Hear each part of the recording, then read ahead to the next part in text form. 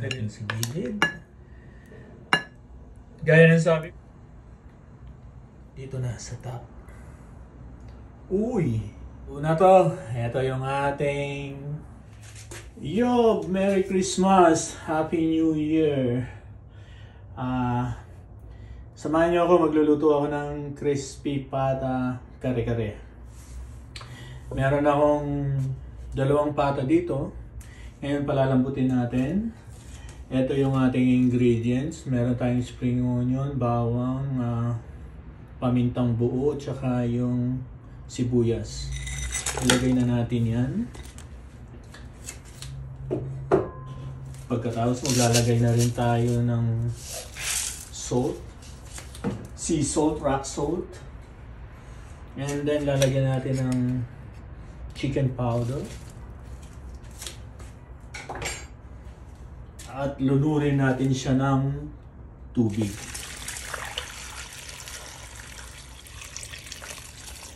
Ipe-pressure cooker natin siya hanggang lumambot. Pagkalambot niya, palalamigin natin and then ipiprito na natin siya. I-deep fry na natin. Saka na tayo gagawa ng ating kare-kare sauce. Ngayon naman iluluto na natin yung ating kare-kare sauce.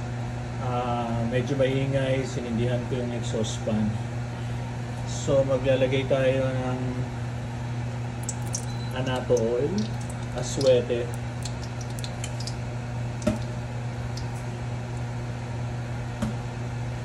and then pagsasabayin ko na yung ating sibuyas at saka sibuyas at bawang.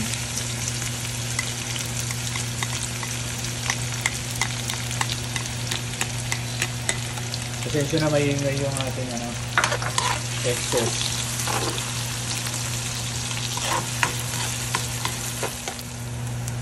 Ngayon naman ilalagay na natin yung ating peanut butter. Peanut butter na yung hindi na ako gagawa pa ng mani. Magiginiling naman na yung peanut butter na lang ang gagamitin natin. So gagamit tayo ng mga 1 cup ng peanut butter.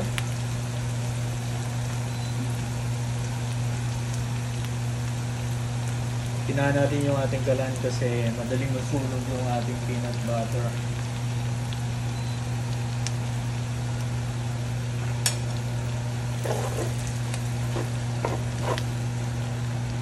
Ibuhos na natin yung ating pinagpakuluan ng pata kanina.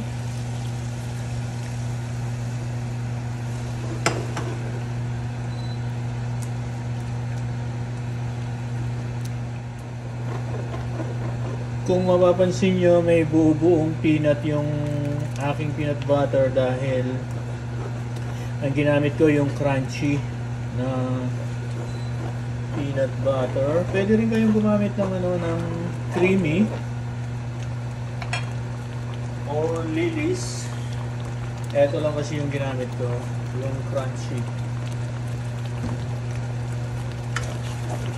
So yan, kumukulo na. Hinaan na natin yung ating kalan.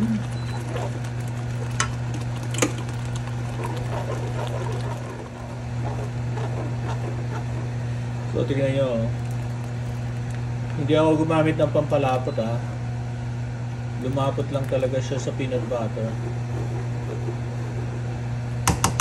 Kung gusto nyo ng malapot na hindi nyo kailangan gumamit ng pampalapot, damihan nyo lang ng peanut butter.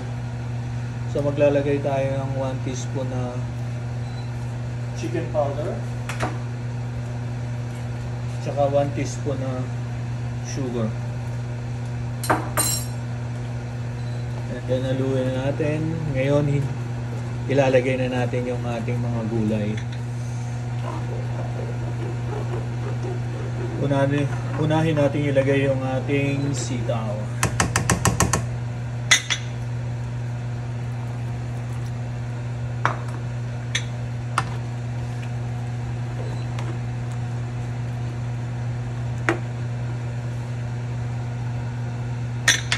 Iyan muna natin kumulo. Tayin ko muna to.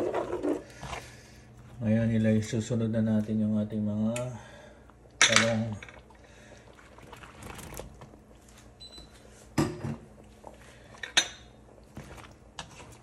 Lalagyan ko sana to ng puso ng saging, kaya lang wala akong nakitang puso ng saging. At hindi ako naglalagay ng pechay kasi nagtutubig yun eh. So talong lang at saka sitaw ang ilalagay ko.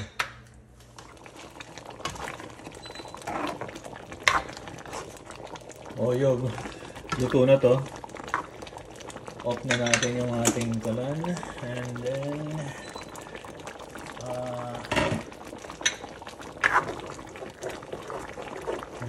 dumidikit lang yung gitna. Yan, naka-off na yung kalan natin. Hindi ko masyadong niluto yung gulay kasi tatakpan mo lang yan, maluluto na yan para hindi masyadong madurog. Ngayon naman yun, magpiprito na tayo. Ginamit ko itong used oil ko. Kailangan mainit na mainit yung ating mantika.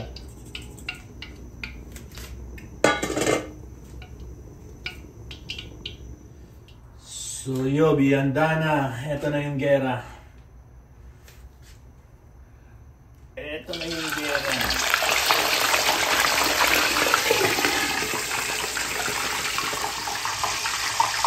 Ilagay na rin natin yung isa.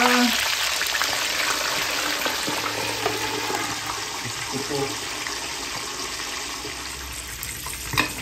Ay nako. Ay nako. Nahulog.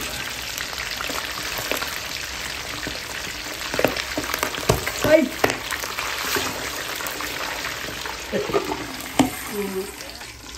Mukhang luto na yung isa. Tanggalin ko muna itong isang to. Mukhang luto na to. Ako, pinatay ko yung kalan. Hindi ako pwedeng makikipaglaban sa mainit na mantika. O, pwede na to. Pwede na itong isa. Oh.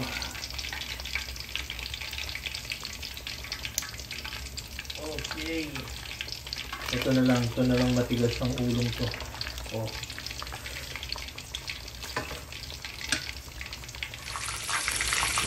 Tayo na natin. Pwede na to.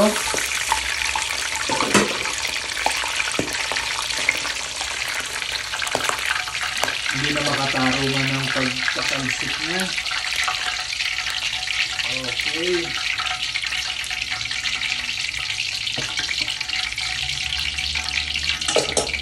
Ngayon yung i-prepare na natin. Ayob, eto na yung ating crispy pata. So lagyan na natin ng ating gulay. Ito yung ating sauce at gulay.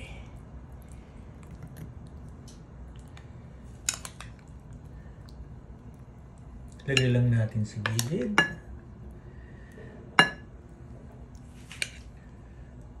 Gaya ng sabi ko, wala akong pechay. At saka hindi ako nakabili wala akong makitang puso ng saging eh.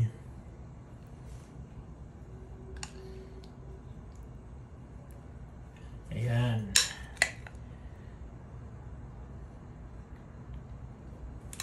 Ngayon lagyan natin ng konting bagong. Konting bagong sa gilid. Dito na sa top. Uy! Diba? Ang sarap! So yun, luto na to. Ito yung ating crispy pata kare-kare. Sana nagustuhan nyo. Thank you for watching.